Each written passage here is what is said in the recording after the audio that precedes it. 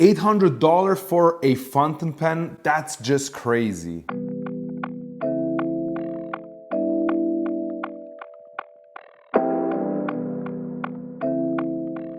Hey Goodfellas, I'm Naldi and we are at Style of Zug. There is little understanding about why a fountain pen can legitimately cost $800 or more. So today I really want you to give the whole context on what makes such a fountain pen so costly and everything you're paying for when it comes to a writing instrument. One of the feedbacks that I hear most is, you pay for marketing, as if it would be something negative and as if someone wouldn't pay for marketing on any other product. So let me try to structure this whole thing, and at the end of the video, we'll have a full picture and understanding on why a writing instrument can cost that much. Point number one, design and manufacturing. So I'm gonna start right away with the main point and the most important one, since there's no sense in putting this in the middle. We actually forget how much it takes to create a beautiful writing instrument. I've had the honor to visit many factories all around the world: Montegrappa, Caran d'Ache, Autoroute, Delta,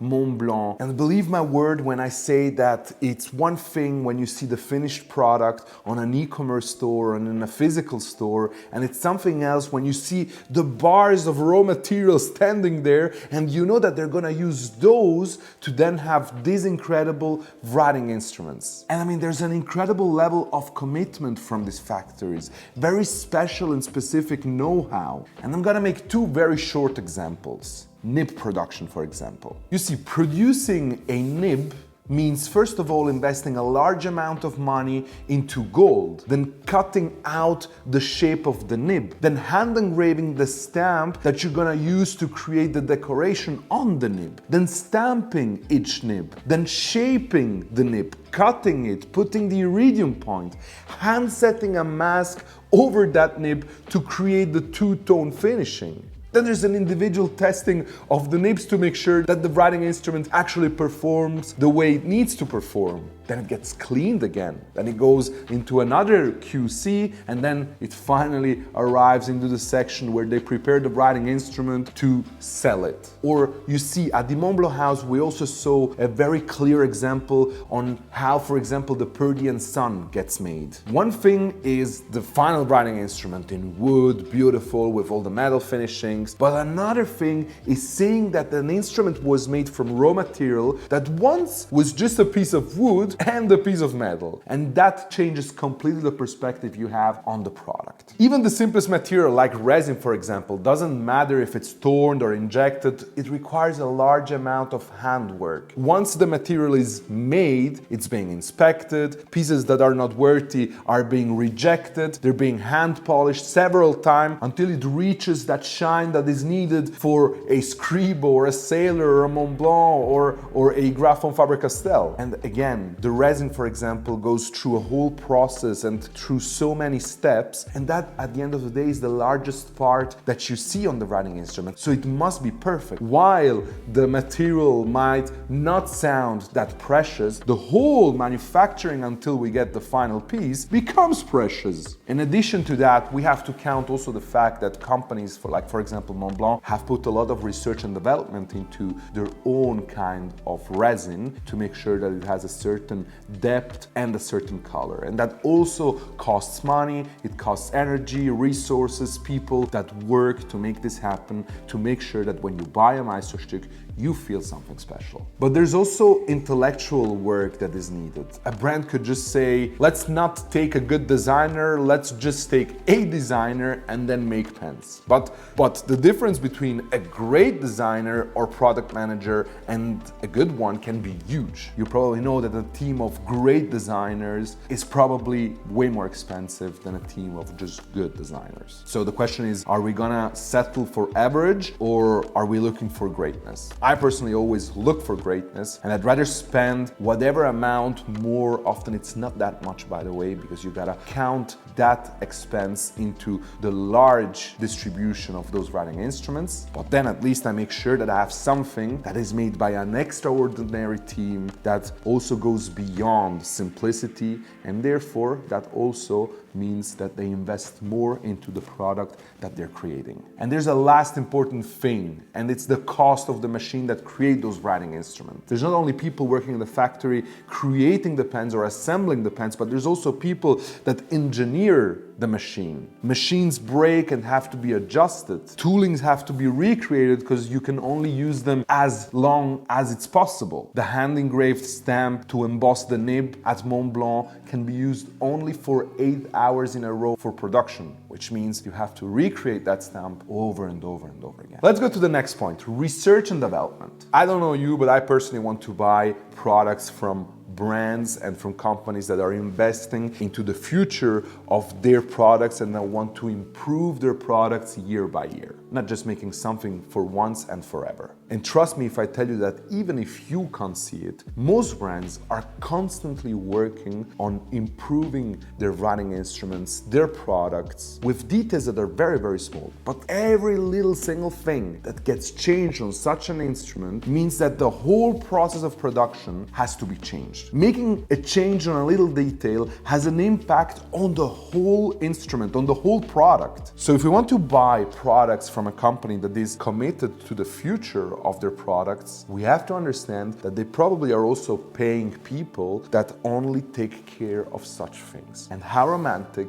and beautiful is that to know. Number 3, after sales service. Listen, a company is only as good as their after sales service. And we often don't understand how much a logistical nightmare after sales service is. And it's only a losing business for these companies, for everyone, for retailers and brands. So brands also produce spare parts that they can use in case something breaks, in case you drop a piece. Next to your writing instruments and to the pieces that are being made for the writing instrument that go in commerce and are being sold, there are whole sets of parts that are being made just to leave them there on the side for years and years and years. You're kind of buying into that too. You're buying into the longevity of your product. You want to make sure that when you pay for something, you're also making sure that if you have a problem, the company will have a solution for that problem. Number 4, risk factors. You see, these brands are working with high-end materials such as rhodium, platinum, gold, sterling silver. If we take the last 2 years, it has been a huge mess for the brands and for the companies and for the manufacturing. The buying price of raw materials doubled, if not triplicated, over the last years. Most brands just did a price increase of 10-20% that hardly covers that growth in price of the raw material and that investment that they have to make. Not mentioning the fact that it was long overdue for our industry to do a little price increase because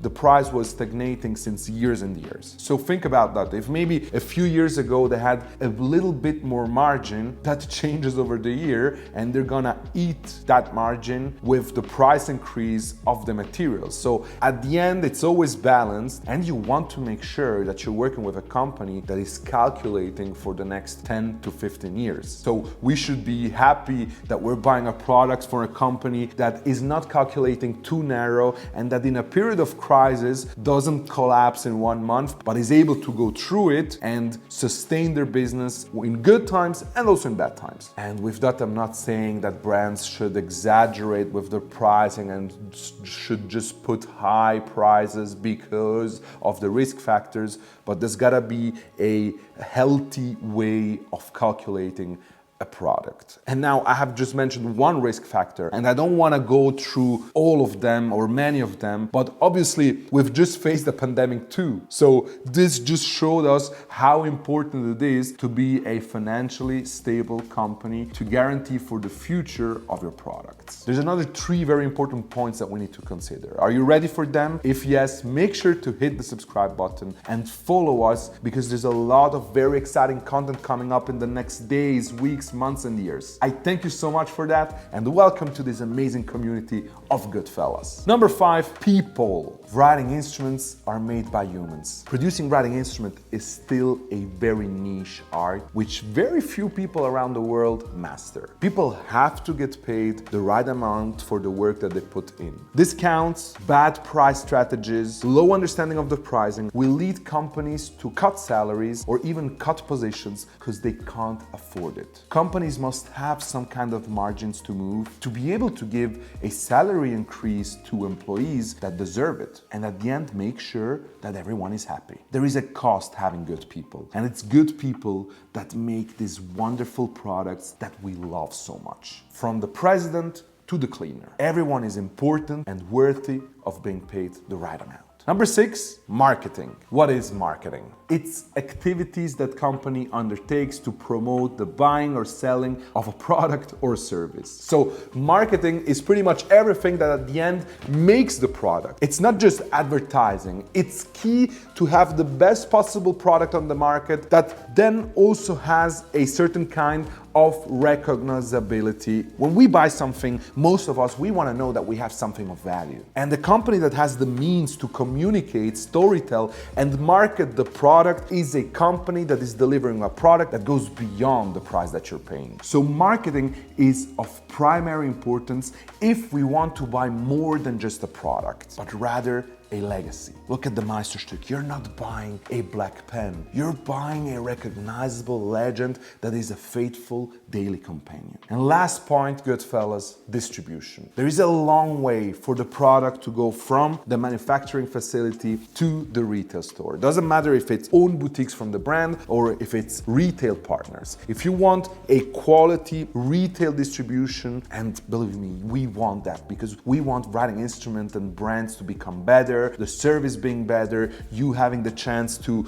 go into a store and try a writing instrument and feel the emotional that you can create with such an item. And we have to make sure that this whole journey is sustainable for everyone, for the brands, for the retailers, and for the customers. And just as I explained you what you're buying when you're buying from a brand, this whole story and this whole thing can relate to a retailer exactly the same way. So the question is, wouldn't you want having the chance to visit a retailer that is near you and has a nice selection of writing instruments that you wish to see, to try, to test, to enjoy, to experience before you can make your final decision on what writing instrument you're buying? I do think that a lot of you would appreciate that very much. We're really working on growing the perception of this instrument so that we can make sure and we can make it happen that you'll soon have a quality and also a high-end retailer near you. So after analyzing all the steps and reasons why a writing instrument can cost $800 and beyond, what you're paying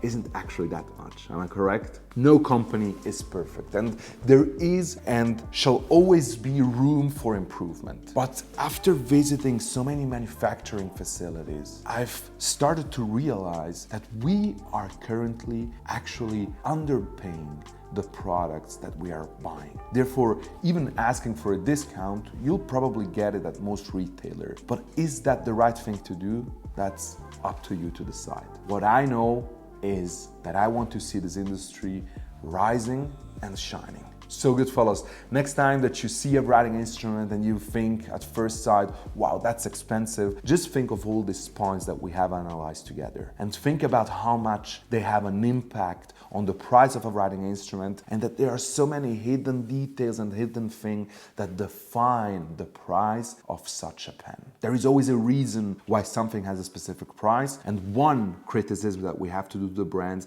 is that they need to explain better and storytell better what they're doing behind the curtain. This will lead for the customer to understand what they're paying for. And with that, I'm totally with you, and we're actually working for that. Thank you so much, Goodfellas, for watching. I hope you really enjoyed this guide and all these points on why a writing instrument can have a specific cost. Stay tuned for more content that is coming up, and don't forget that together we are changing the game.